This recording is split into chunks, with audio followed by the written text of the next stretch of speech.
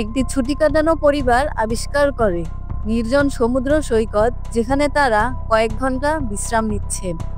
তা তাদের দ্রুত বৃদ্ধ করে তুলছে, যার ফলে তাদের পুরো জীবন একদিনে পরিণত হচ্ছে।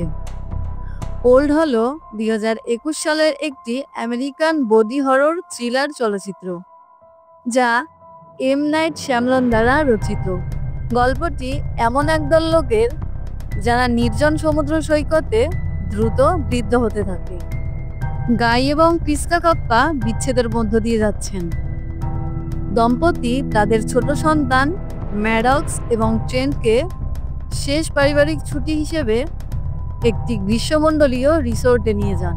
তাদের হোটেলে গাই এবং প্রিস্কাকে বিনামূল্যে পানীয় দেওয়া হয় এবং শিশুরা রিসোর্ট ম্যানেজারের ভাগ্নে ইডলিবের সাথে বন্ধুত্ব করে।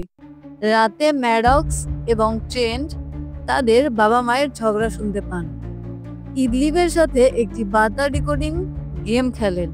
তর্ক চলাকালীন জানা যায় যে প্রিস্কার একটি ধীরে ধীরে বর্ধনশীল ডিম্বাশয়ের টিউমার রয়েছে। রিসোর্টের ম্যানেজারের পরামর্শে পরিবারটি একটি নির্জন সমুদ্র সৈকতে ভ্রমণ করে, যেখানে আরও 3টি দল থাকে: র্যাপার মিড-সাইজড সেডান এবং একজন মহিলা সঙ্গী।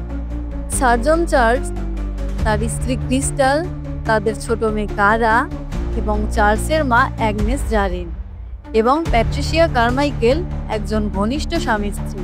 সেডানের সঙ্গীর ডুবে যাওয়া মৃতদেহ আবিষ্কৃত হলে দলের ছুটিতে ট্র্যাজেডি ঘটে, যার পরে অ্যাগনেস হঠাৎ মারা যায়। শীঘ্রই অদ্ভুত ঘটনা ঘটে, যার মধ্যে 3 সন্তান কিশোর বয়সে পরিণত হয়। দলটি বুঝতে পারে যে সমুদ্র সৈকত তাদের দ্রুত বৃদ্ধ করছে, প্রতি 30 মিনিটে একটি পুরো বছর বেড়ে উঠছে। তারা আরও আবিষ্কার করে যে প্রতিটি পরিবারের কমপক্ষে একজন সদস্যের একটি অন্তর্নিহিত অসুস্থতা রয়েছে এবং চলে যাওয়ার চেষ্টা করলে অন্ধকার হয়ে যাবে এবং সমুদ্র সৈকতে জেগে উঠবে। ট্রেন্ট ব্রেন্ডনের সঙ্গীর মৃতদেহ আবিষ্কার করে। চার্লস ব্রেন্ডনের প্রতি সন্দেহ পোষণ করে। সে প্রকাশ করে যে তার হিমোফিলিয়ার কারণে নাক দিয়ে রক্তপাত হচ্ছে। বাচ্চারা দ্রুত কিশোর বয়সে পরিণত হওয়ার পর অ্যাগনেস হঠাৎ মারা যাওয়ার পর পরিবারগুলি সিদ্ধান্ত নেয় যে সমুদ্র সৈকত তাদের বৃদ্ধ করে তুলছে। চার্লস একটি পকেট ছুরি দিয়ে ব্রেন্ডকে কেটে ফেলেন। দলটি তার আঘাত দ্রুত সেরে ওঠার দিকে তাকিয়ে থাকে। ধীরগতিতে বর্ধনশীল ডিম্বাশয়ের টিউমারটি দ্রুত আকারে বৃদ্ধি পায়। আরও ট্র্যাজেডি ঘটে যখন পরিপক্ক কারা এবং ট্রেন্টের মধ্যে একটি বন্ধনের ফলে তারা দ্রুত সন্তান প্রসব করে। কেবল সমুদ্র সৈকতের প্রভাবে শিশুটি দ্রুত মারা যায়। সমুদ্র সৈকত থেকে পালানোর জন্য লড়াই করা দলটির মধ্যে ট্রেন্ট এবং ম্যাডক্স পূর্ববর্তী একজন ভ্রমণকারী নোটবুকটি আবিষ্কার করে, যার সাথে তাদের উপর নজর রাখার ইঙ্গিতও পাওয়া যায়। চার্লসের ক্রমবর্ধমান সিজোফ্রেনিয়ার কারণে সে সেডানকে হত্যা করার সময় চলে যাওয়ার প্রচেষ্টা আরও উত্তেজনাপূর্ণ হয়ে ওঠে। জারিন ডুবে যায় এবং তারা পালিয়ে যাওয়ার পথ খুঁজতে খুঁজতে মারা যায়। অন্যদিকে প্যাট্রিসিয়া এবং ক্রিস্টাল মৃগী রোগ এবং হাইপোক্যালসিমিয়ার কারণে মারা যায়। চার্লস অবশেষে রাতে সিজোফ্রেনিয়ায় গাইকে আক্রমণ করে, কিন্তু প্রিস্কা তাকে একটি মরিচাধরা ছুরি দিয়ে আঘাত করে, যা একটি মারাত্মক সংক্রমণের কারণ হয়। গাই এবং প্রিস্কা একে অপরের থেকে দূরে থাকার আগে কিছুক্ষণের জন্য শুধরে নেয়।